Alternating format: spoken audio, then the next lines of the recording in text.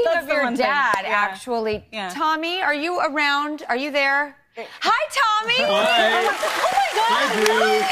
Hi, Tommy.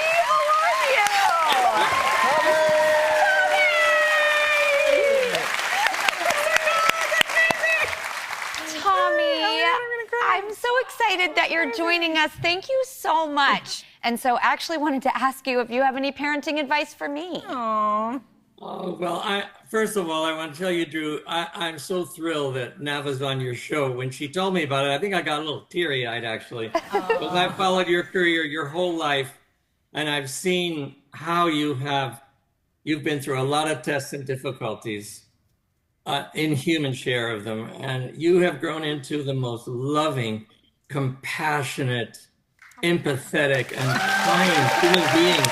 And that spirit, it's permeated through the whole show. You can feel it in your show. Well, thank you, because I've always wanted a dad to be proud of me, so thank you, Tommy. There you go. You fulfilled my fantasy. It's so true. I'm sending so much love to you, and I so appreciate hearing that. Okay, I'll let you guys get back to it. Bye-bye.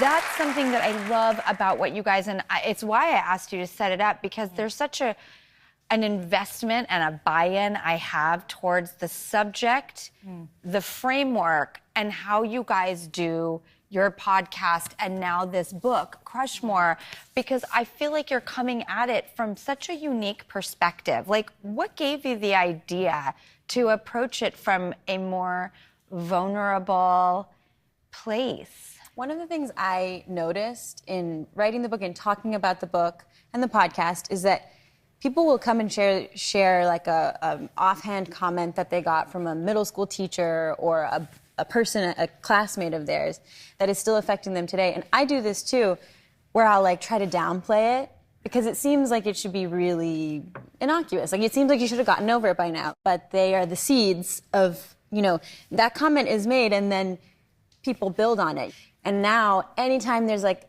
a hint of that kind of comment or thought, I will magnify it. It's such a sensitive time, and people feel like they still have to put armor on. Nava, do you have, a recent or a tipping point that you can speak to where you just saw like a long-standing behavior shift finally? I had a moment where I was writing a letter to my 17-year-old self, and I was like disappointed. It was sort of like, hey, life didn't turn out the way you wanted it to. And as I was like driving home thinking about like, what am I going to write as the next paragraph? And I had to like pull over on a highway shoulder, because I was like crying so much and I like couldn't see. And I was crying because I was thinking like, oh, like you failed. Like you had all these goals at 17 that you didn't accomplish.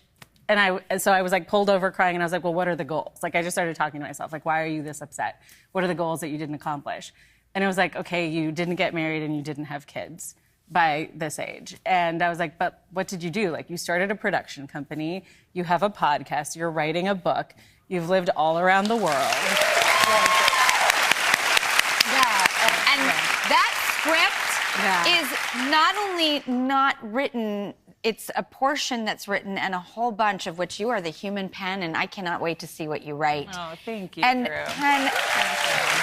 Now that you're this amazing, I mean, you're just such a good person, too. Like, I've loved that you've talked about, it's true, you are, by the way. Any thoughts on raising middle school girls?